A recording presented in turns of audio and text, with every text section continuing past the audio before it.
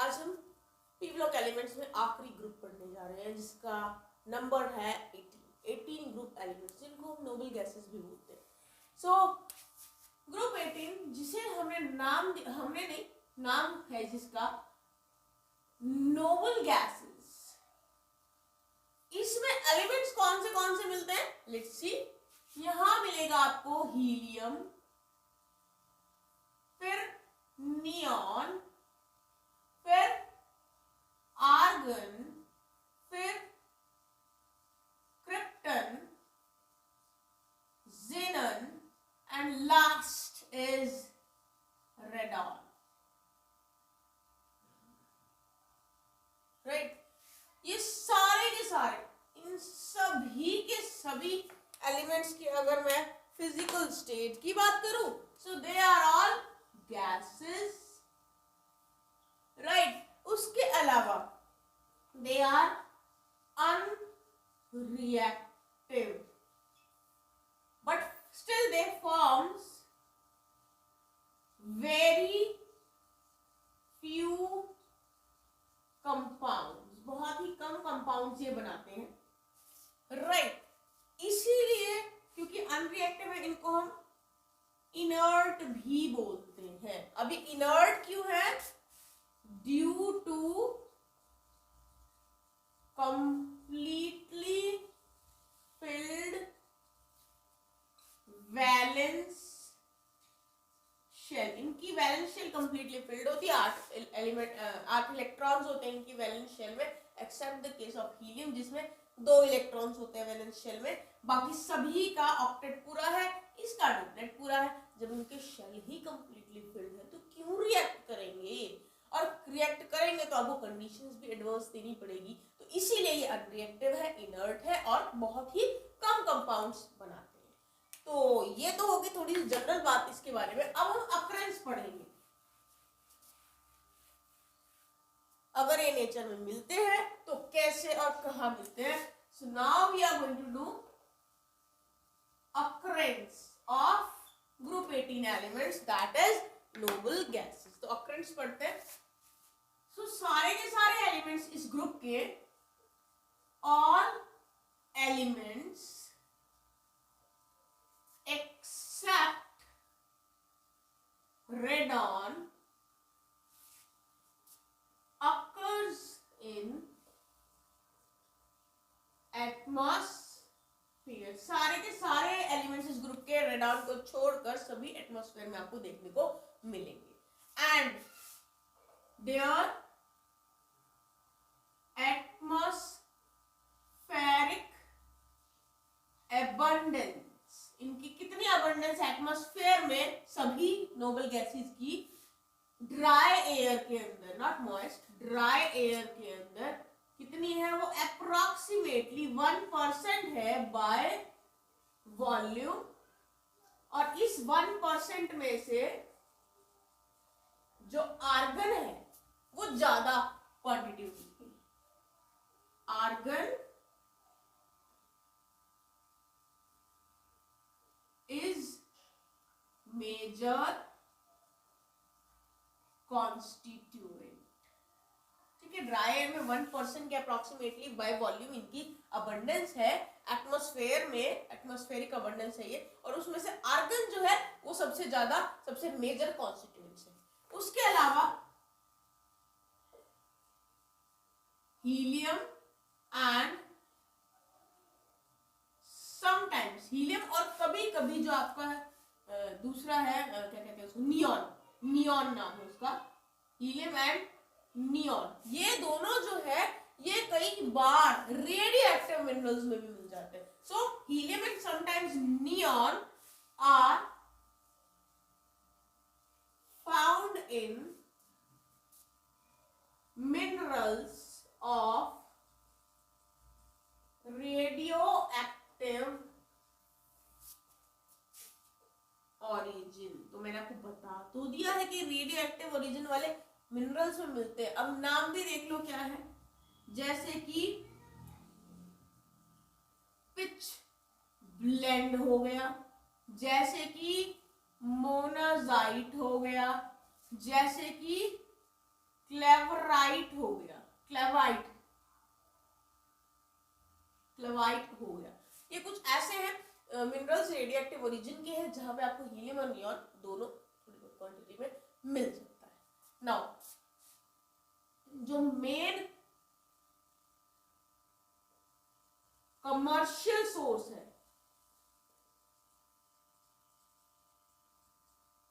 किसका, हीलियम का,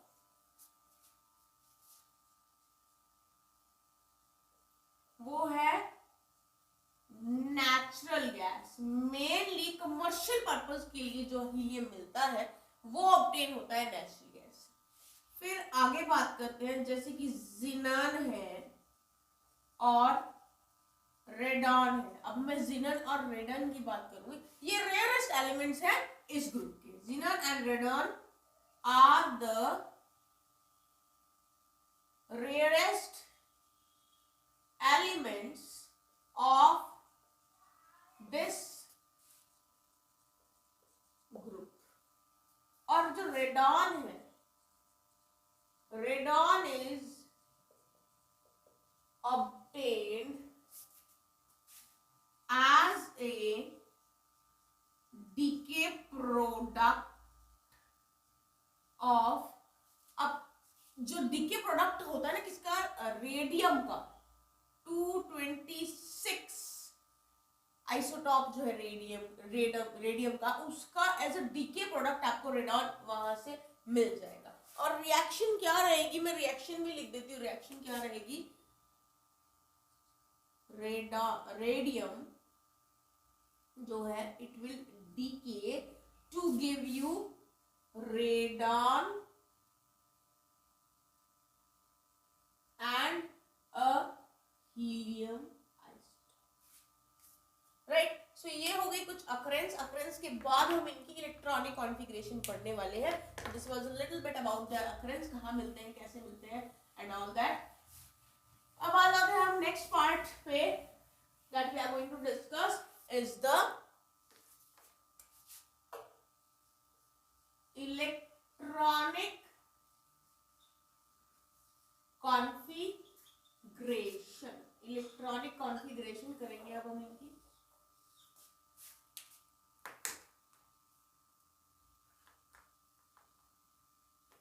तो देखिए इलेक्ट्रॉनिक कॉन्फ़िगरेशन, सबसे पहला एलिमेंट यहाँ जो जनरल इलेक्ट्रॉनिक कॉन्फ़िगरेशन बताती हूँ पहले, NS2Np6 है, मतलब 6+2 8 इलेक्ट्रॉन्स आउटर मोस्ट शेल में पूरे।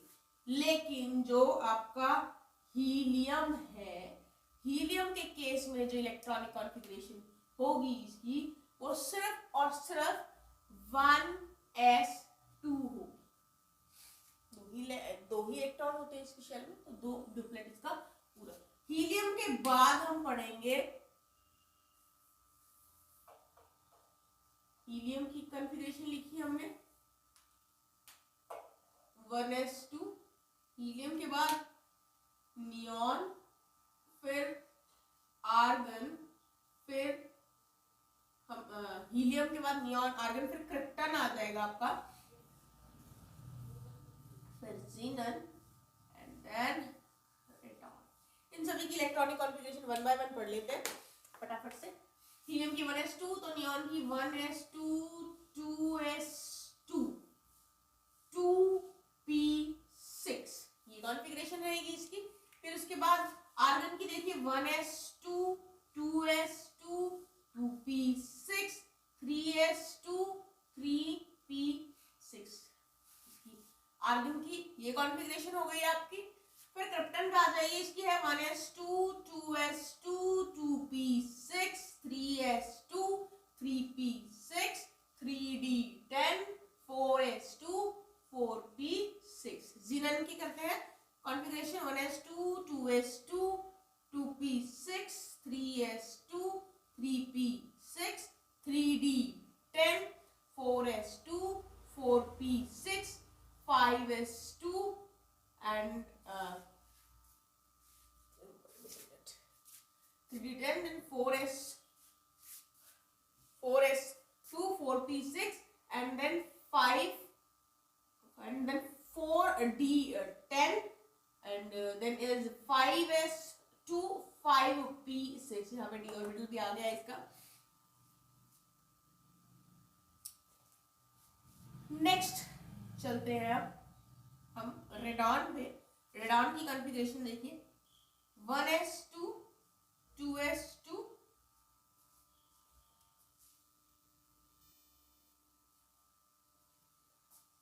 2p6 3s2 3p6 3d10 4s2 4p6 4d10 4f14 5s2 5p6 5d10 6s2 6p6।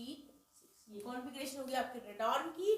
अब मैं आपको दिखाती हूँ कि इसकी आउटर मोस्ट कॉन्फ़िगरेशन देखिए, जनरल से मैच कर रही है ना, बस इसको छोड़ दें क्योंकि ये स्मॉल साइज एटम है। इसके आउटर मोस्ट शेल में 2 ही इलेक्ट्रॉन होते हैं, तो ये अलग कॉन्फ़िगरेशन शो करता है। इसका डुप्लेट पूरा है, बाकी वो ऑक्टेट पूरा है। So this was about the electronic configuration of group number 18 noble gases.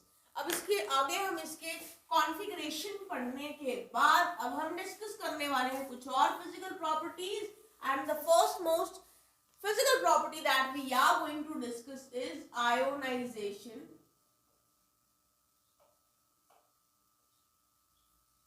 enthalpy। बहुत इजी पढ़ेंगे आपको ये प्रॉपर्टीज पढ़ने, क्योंकि बाकी सारे ग्रुप्स में आप ये प्रॉपर्टीज पढ़ के आए हो। तो जरा देखिए इसके बारे में मैं क्या बताती हूँ आपको। अब क्योंकि इनकी स्टेबल कॉन्फ़िगरेशन है, due to their stable configuration, the ionization enthalpy is very high। अब आपको पता ही है, अगर स्टेबल कॉन्फ़िगरेशन में से आपको इलेक्ट्रॉन निकालना पड़ेगा तो आपको एनर्जी तो बहुत ज्यादा देनी ही पड़ेगी। But ionization enthalpy decreases down the group। अब आपको पता है ये भी क्यों डिक्रीज होगी down the group, due to increase in atomic size. वैसे तो है ही हाई, लेकिन down the group number of shells बढ़ती जाती है तो एटॉमिक साइज बढ़ रहा है। एटॉमिक साइज बढ़ने से आयोनाइजेशन एंथैल्पी की value down the group decrease हो जाएगी। नेक्स्ट प्रॉपर्टी जो हम आयोनाइजेशन एंथैल्पी के बाद पढ़ते हैं वो है electron gain enthalpy. Electron gain enthalpy पढ़ेंगे अब हम। तो इलेक्ट्रॉन गेन एंथैल्पी देखिए। अब इलेक्ट्रॉन गेन एंथैल्पी क्या होता है? इलेक्ट्रॉन गेन एंथैल्पी मतलब कि एक पर्टिकुलर एटम जब इलेक्ट्रॉन को जो है बाहर से एक्सेप्ट करता है तो वो एनर्जी रिलीज करता है। अब उसको जरूरत होती है तो एनर्जी रिलीज करता है। अब ये जो नोबल गैसेस की अगर मैं बात करूँ तो इनको जरूरत ही नहीं है इलेक्ट्रॉन की, तो लेकिन फिर भी अगर आप फोर्सफुली इनको इलेक्ट्रॉन दोगे तो आपको इलेक्ट्रॉन को उनके स्टेबल कॉन्फ़िगरेशन में एंटर कराने के लिए एनर्जी देनी पड़ेगी, because you have to overcome the force of repulsion. Repel करेंगे ना स्टेबल कॉन्फ़िगरेशन में जो इलेक्ट्रॉन्स प्रेजेंट है वो आने वाले इलेक्ट्रॉन को रिपेल करेंगे। भाई तू क्यों आ रहा है, हम ऑलरेडी स्टेबल है, हम आराम से बैठे हैं, क्यों डिस्टर्ब कर रहा है। तो उसकी इसके अंदर आपको एनर्जी देनी पड़ेगी क्योंकि आप फोर्सफुली उनकी शेल में और इलेक्ट्रॉन लेना चाह रहे हो। तो अकॉर्डिंगली तो अगर मैं इलेक्ट्रॉन गेन एंथैल्पी की बात करूं तो दे हैव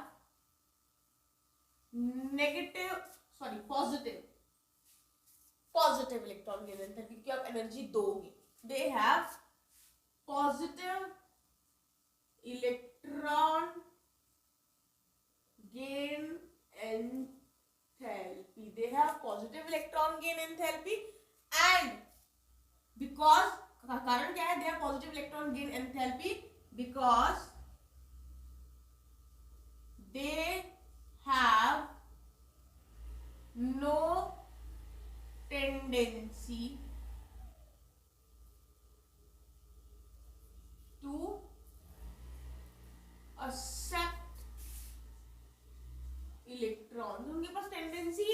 इलेक्ट्रॉन एक्सेप्ट करनी, तो वो इलेक्ट्रॉन एक्सेप्ट करना ही नहीं चाहते, तो आपको भी एनर्जी देनी पड़ेगी ना, थोड़ा रिश्वत देनी पड़ेगी, ले ले इलेक्ट्रॉन, एनर्जी मिलेगी. So this is the case. Therefore positive value. But down the group, the value of, या फिर हम कह सकते हैं the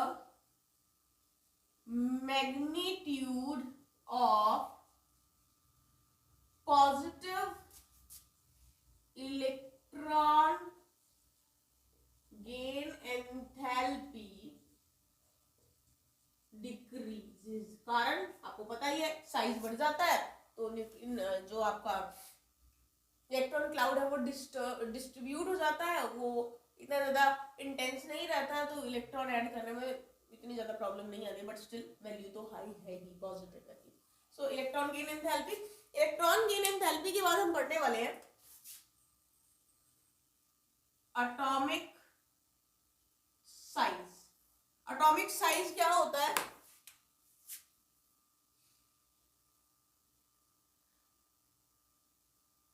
increases down the group. Down the group atomic size इनका इंक्रीज होता है. तो ये हमने कुछ फिजिकल प्रॉपर्टीज इनकी पढ़ी है. अब इनकी फिजिकल प्रॉपर्टीज पढ़ने के कुछ ये प्रॉपर्टीज पढ़े और कुछ और फिजिकल प्रॉपर्टीज पढ़ते हैं अब इनकी, specifically noble gases की. Now after these trends in some properties, we are going to discuss about the physical properties of noble gases. noble gases की physical properties पढ़ेंगे वो.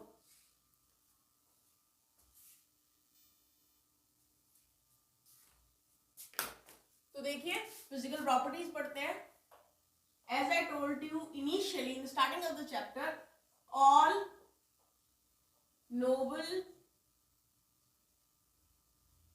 elements are gases. सारे के सारे elements gases हैं. They are all are noble gases. ठीक है. They are monoatomic. monoatomic है.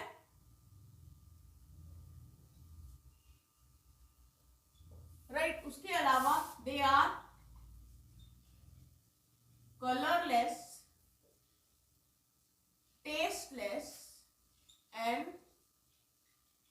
odorless. Then they are sparingly soluble in water. पानी में भी soluble है, sparingly soluble है. उसके अलावा क्योंकि वो मोनोएटॉमिक है, they have low melting point and boiling point. क्योंकि इनके बीच के फोर्सेस ऑफ अट्रैक्शन बहुत ही वीक है. They have weak dispersion forces. Weak dispersion forces है. Now helium has the lowest boiling point है इसका. कितना है इसका? 4.2 केल्विन. और ये इतना लो है कि अब तक जितने भी सब्सटेंसेस नोन है ना, उनमें से सबसे लोएस्ट इसी का बॉइलिंग पॉइंट है. So it has the lowest boiling point 4.2 kelvin of any known substance. इसके अलावा एक बड़ी कमाल की प्रॉपर्टी है हीलियम की. क्या है? It has the unusual property of diffusing through most commonly used lab materials like rubber, glass, etcetera. तो इसकी कमाल की प्रॉपर्टी क्या है कि इसके अंदर एबिलिटी है, अनयूजुअल एबिलिटी है ये डिफ्यूज करने की मटेरियल से। और वो मटेरियल जो मोस्टली हम लैब में यूज करते हैं, जैसे कि रबर यूज कर रहे हैं, ग्लास यूज कर रहे हैं, या हम प्लास्टिक्स यूज कर रहे हैं, इनमें से डिफ्यूज होने की इनकी कमाल की प्रॉपर्टी है। तो ये हो गई कुछ फिजिकल प्रॉपर्टीज नोबल गैसेस की। अब हम आ जाते हैं केमिकल प्रॉपर्टीज पे noble gases.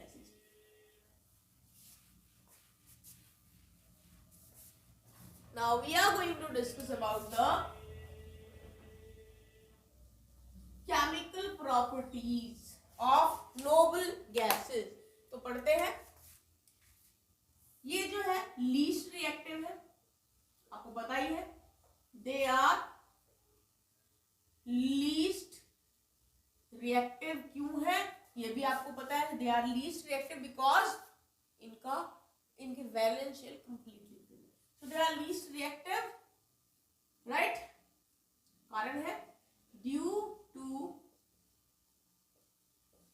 completely filled valence shell. Again I am writing this due to completely filled valence shell, right। एक ये कारण है। फिर दूसरा कारण है इनकी लीस्ट रिएक्टिव का, they have high ionization enthalpy and electron gain enthalpy, ठीक है। they are least reactive due to completely filled valence shell, high electron gain enthalpy, right। तो ये दो कारण है इनकी लीस्ट रिएक्टिविटी के। लेकिन मैं आपको यहाँ पे एक चीज बताना चाहती हूँ कि एक स्टोरी समझ लीजिए, किस तरह से पता चला कि नोबल गैसेस रिएक्टिव है, उसके पीछे एक कहानी है। तो कहानी सुनिए। 1962 में नील बार्लेट नाम का एक साइंटिस्ट था, उसने सबसे पहले ऑब्जर्व किया रिएक्टिविटी ऑफ नोबल गैसेस। उसने सबसे पहले नोबल गैसेस की रिएक्टिविटी के बारे में स्टडी करना स्टार्ट किया।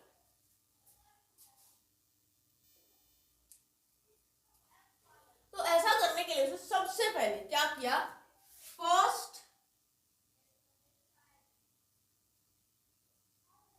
he prepared a red compound. और उसका फॉर्मूला क्या था रेड कंपाउंड का, देखिए उसका फॉर्मूला था O2 पॉजिटिव PTF6 नेगेटिव। तो उसने सबसे पहले एक रेड कलर का कंपाउंड बनाया जिसका फॉर्मूला ये था। अब बात ये है कि यहाँ तो कोई नोबल गैस है ही नहीं इस फॉर्मूले में। रुकिए, अब उसने ऑब्जर्व किया, जब उसने एक कंपाउंड बनाया तो उसे एक चीज रियलाइज हुई कि जो आयोनाइजेशन एंथैल्पी 1 है किसकी, ऑफ मॉलिक्यूलर ऑक्सीजन, कितनी है वो 1175 किलो जूल पर मोल है। ये ऑलमोस्ट आइडेंटिकल है किससे, आयोनाइजेशन एंथैल्पी 1 से ऑफ ज़ीनन। और ज़ीनन की कितनी है 1170 किलो जूल पर मोल। अब ये इतनी कमाल की चीज उसे मिली है कि जब ऑक्सीजन जिसकी आयोनाइजेशन एंथैल्पी ये है और उसने जब ये रेड कलर कंपाउंड बना दिया है, तो ज़ीनन बेशक वो नोबल गैस हो, उसकी आयोनाइजेशन एंथैल्पी उससे आइडेंटिकल है, बल्कि थोड़ी कमी है ऑक्सीजन से, तो ये क्यों नहीं बना सकता। ये बात जानने के बाद उसने अब कोशिशें की कि यही रेड कलर का कंपाउंड वो ज़ीनन के साथ बनाए। तो उसने इस रियलाइजेशन के बाद एफर्ट्स करने शुरू कर दी कि वो यही कंपाउंड बनाए। तो फाइनली उसने क्या किया, finally he was able to prepare a red compound. कौन सा रेड कंपाउंड बनाया उसने? उसने बनाया Xe2 पॉजिटिव PtF6 नेगेटिव। तो उसने ये रेड कलर का कंपाउंड बनाया Xe।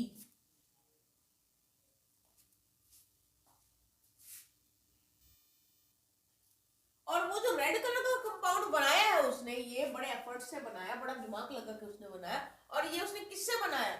इसने ये बनाया by mixing PtF6 and Xe जिनन। तो इनको मिक्स करके उसने वो कंपाउंड में बस बन गया आपका पहला नोबल गैस का कंपाउंड, जो कि एक बड़ा लैंडमार्क था इसके लिए। अब ऐसा होने के बाद जब पता चला कि भाई जिनन रिएक्ट कर रहा है, नोबल गैस होने के बावजूद वो रिएक्ट कर रहा है, तो और स्टडी की गई और कंपाउंड्स बनाने की कोशिश की गई। लेकिन ये बनाने के बाद पता चला कि जो क्रिप्टन है, क्रिप्टन के जो कंपाउंड्स हैं वो कम है। क्रिप्टन के कंपाउंड्स कम मिल रहे हैं। सिर्फ KrF2 जो है यही देखने को मिला है, हैज बीन नोन। ठीक है, फिर कंपाउंड्स रेडन के भी बनाने की कोशिश की गई, लेकिन जो रेडन के कंपाउंड थे वो आइसोलेट नहीं हो पाए। तो उनको पता किस तरह के वो है भी या नहीं, वो आइडेंटिफाई हुए। जैसे कि एक कंपाउंड रेडन का RnF2 ये कंपाउंड मिला। ये कंपाउंड का पता चला रेडियोएक्टिव ट्रेसर टेक्निक से कि भाई ये कंपाउंड भी बनता है, लेकिन ये आइसोलेट नहीं हो पाया। फिर उसके बाद आर्गन, नियन और हीलियम का कोई कंपाउंड मिला ही नहीं। तो this was about the chemical properties कि किस तरह से रिएक्ट करते हैं, मतलब कैसे पता चला पहली बार कि रिएक्टिविटी इनकी क्या है।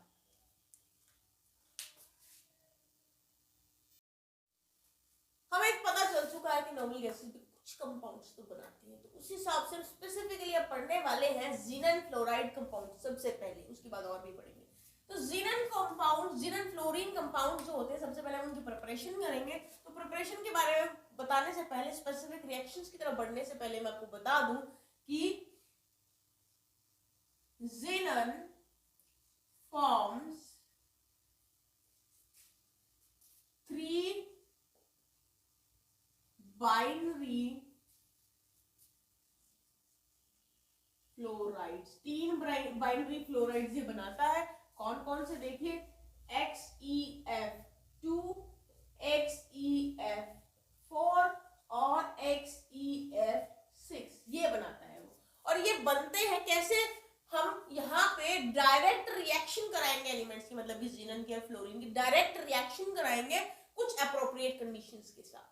तो सबसे पहले हम रिएक्शन स्टार्ट करते हैं। जैसे हमने जिनन और फ्लोरीन की रिएक्शन कराई, जिसमें हमने जिनन एक्सेस में लिया और हमने कंडीशंस क्या दी? हमने कंडीशन दी 673 केल्विन टेम्परेचर दिया और 1 बार हमने यहाँ प्रेशर दिया। तो हमारा जो कंपाउंड बना है वो XeF2 बना है, विच इज अ सॉलिड। हालांकि ये दोनों तो आपकी गैसेस ही है। कंडीशंस बता दी मैंने आपको, वॉल्यूम्स बता दी किस तरह से हमने लिए है। फिर उसके बाद अगर मैं जिनन ले लूं और साथ में F2 ले लूं और इनका रेशियो 1:5 रहे और यहां पर जो टेम्परेचर है वो 873 केल्विन हो और प्रेशर 7 बार हो, तो इन स्पेसिफाइड कंडीशंस के अंदर जो आपका कंपाउंड बनेगा वो XeF4 बनेगा, जो कि एक सॉलिड है। अगेन ये भी और ये भी दोनों गैसेस। फिर उसके बाद अगर जिनन लिया जाए और साथ में फ्लोरीन लिया जाए और उससे बनेगा XeF6 which is a solid. यहां पे इन दोनों का रेशियो 1:20 लेना है। ये मैंने रिएक्शंस बताई, उसके अलावा XeF6 can also be prepared by the interaction of XeF4 and O2F2 at 143 kelvin. तो XeF4 और O2F2 का अगर इंटरेक्शन कराया जाए 143 केल्विन टेम्परेचर पे, तब हमारा XeF6 भी बन सकता है। रिएक्शन देखिए, XeF4 प्लस में ले रहा है O2F2 और ये रिएक्ट करके बनाएंगे XeF6, साथ में O2 बाहर। राइट, तो ये हो गई ज़ीनन फ्लोरीन कंपाउंड्स की प्रिपरेशन। अब हम इनकी प्रॉपर्टीज पढ़ेंगे।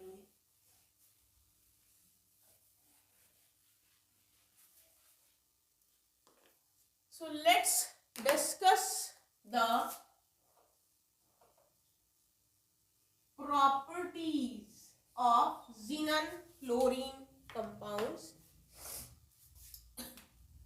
तो देखिए प्रॉपर्टीज पढ़ते हैं इसकी।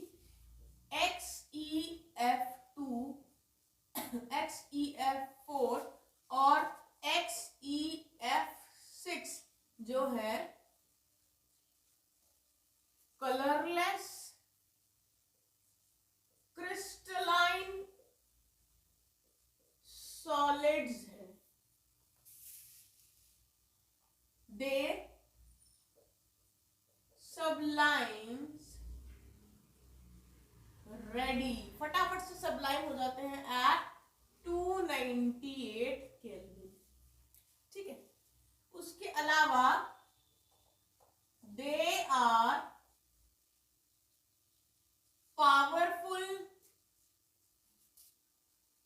Fluorinating agents, powerful fluorinating agents है। Then they are readily hydrolysed, but फटाफट से हाइड्रोलाइज हो जाते हैं even by traces of water. जरा सा पानी मिला और ये हाइड्रोलाइज हो जाते हैं। एग्जाम्पल देखिए, जैसे कि XeF2 ले लिया हमने, राइट, इसमें हमने ऐड किया वाटर, तो ये हाइड्रोलाइज होके आपका जीनन बना लेगा और साथ में HF बनेगा और साथ में O2 रिलीज हो जाएगा। So this was about the properties. थोड़ी सी प्रॉपर्टीज है। फिर प्रॉपर्टीज पढ़ने के बाद हम इनके स्ट्रक्चर्स पढ़ेंगे। Again, structures can be predicted by the valence shell electron pair repulsion theory। तो उसके अकॉर्डिंगली मैं स्ट्रक्चर्स बना रही हूँ। क्या क्या स्ट्रक्चर्स हैं इनके, तो देखिए सबसे पहले जो मैं स्ट्रक्चर बनाऊंगी वो देखिए, आप देखिए किसका बना रही हूँ, xenon, one lone pair of electron here, one lone pair of electron here and one lone pair of electron here। 3 lone pair of electron है इसके, मतलब 6 इलेक्ट्रॉन यहाँ है और बाकी के बचे हुए इलेक्ट्रॉन ये ऐसे फ्लोरीन के साथ जुड़े हुए। तो ये जो शेप है, ये शेप है लीनियर और स्ट्रक्चर है XeF2 का। फिर नेक्स्ट देखिए, xenon, ये बॉन्ड्स हो गए, ये लोन पेयर ऑफ इलेक्ट्रॉन हो गया,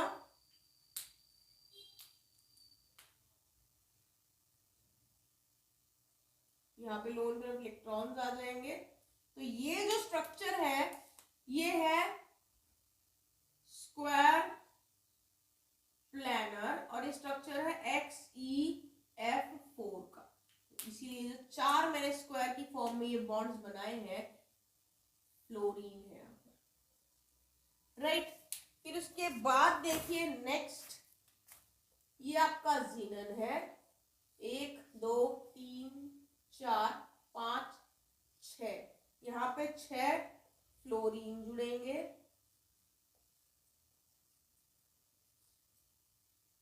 राइट।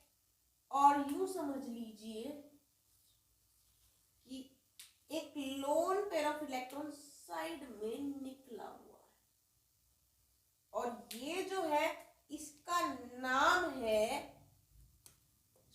का डिस्टॉर्टेड ऑक्टाहेड्रल, क्योंकि लोन पेयर ऑफ इलेक्ट्रॉन्स ने इस ऑक्टाहेड्रल स्ट्रक्चर को थोड़ा डिस्टॉर्ट कर दिया है और एक्चुअली ये स्ट्रक्चर है XeF6 का।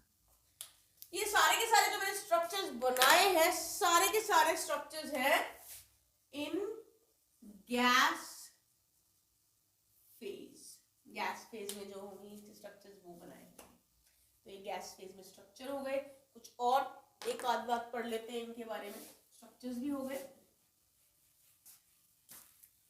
तो ये स्ट्रक्चर्स अगेन मैं बता रही हूँ valence shell electron pair repulsion theory पे बेस्ड है।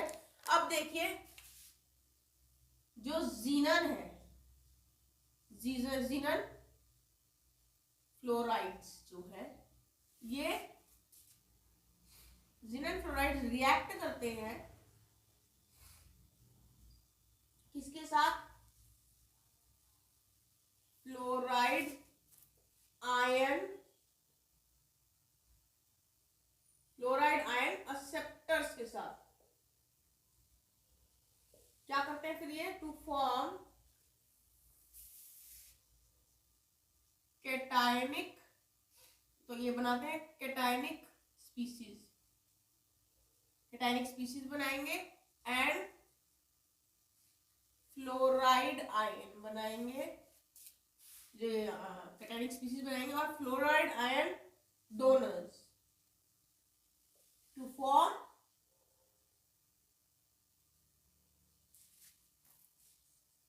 फ्लोरो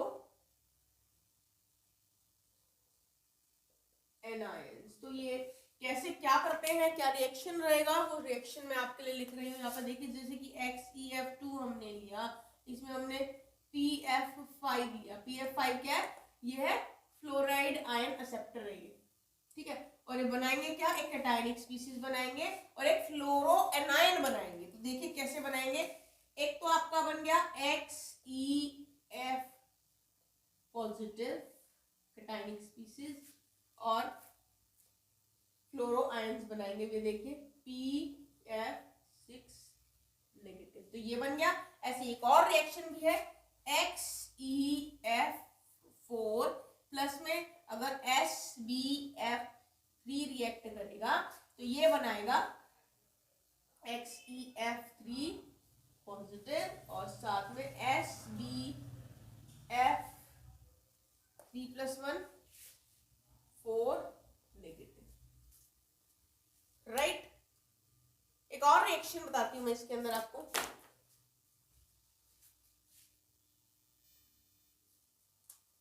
यहाँ पे ये SbF5 ही रहेगा और ये SbF6 बन जाएगा। एक और रिएक्शन देखिए यहाँ पर, अगर हम XeF6 ले लें और साथ में हम ले लें मेटल फ्लोराइड, ठीक है। और ये मेटल कौन कौन से हो सकते हैं? ये मेटल सोडियम, पोटेशियम, कैल्शियम इनमें से, या फिर एक रुबिडियम, इनमें से कोई भी हो सकता है। तो ये रिएक्ट करेंगे और रिएक्ट करके ये क्या बनाएंगे? M पॉजिटिव बनाएंगे और साथ में XeF7 नेगेटिव बनाएंगे। देखिए ये रिएक्शंस होंगे यहाँ पर। तो this was about the xenon fluorine compounds. अब हम आ जाते हैं ज़ीनन फ्लोरीन कंपाउंड्स के बाद ऑक्सीजन कंपाउंड्स पे। ज़ीनन ऑक्सीजन कंपाउंड्स पढ़ेंगे अब हम।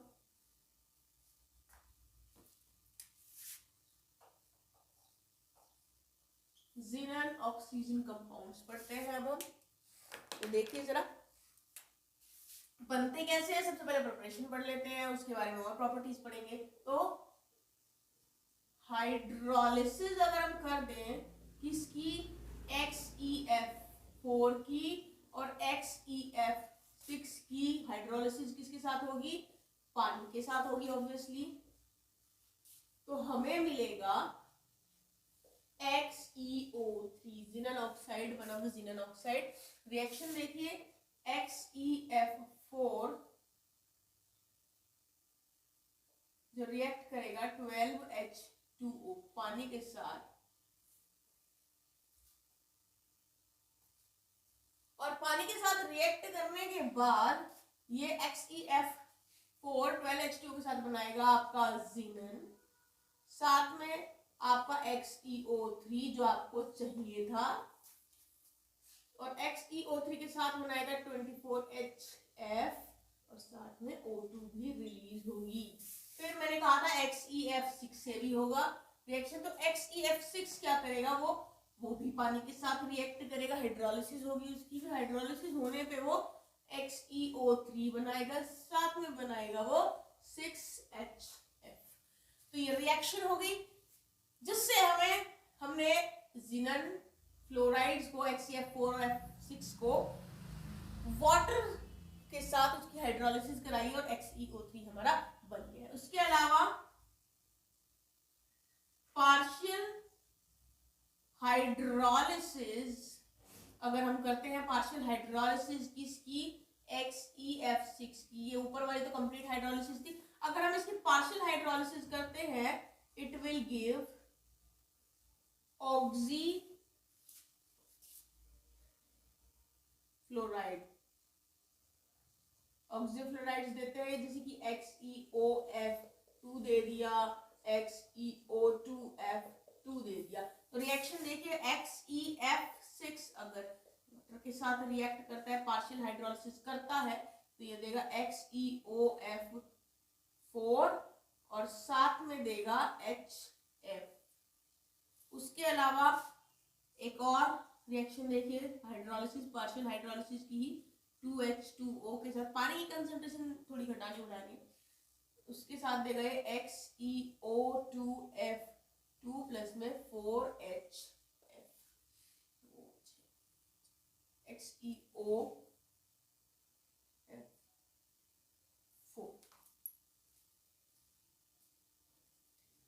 ये हो गए आपके प्रिपरेशन। अब प्रिपरेशन तो होगी, थोड़ी सी प्रॉपर्टीज भी कर देते हैं। तो प्रॉपर्टीज की अगर मैं बात करूं तो ज्यादा प्रॉपर्टीज की बात नहीं करेंगे हम, तो थोड़ी सी बात करते हैं। तो जैसे कि XeO3 है, यहाँ मैं प्रॉपर्टीज बता रही हूँ, कंपाउंड्स लिमिटेड है तो प्रॉपर्टीज भी थोड़ी लिमिटेड ही है। XeO3 कलरलेस है, एक्सप्लोजिव है और सॉलिड है, और इसके ज्योमेट्री स्ट्रक्चर की बात करूं तो it has a pyramidal molecular structure.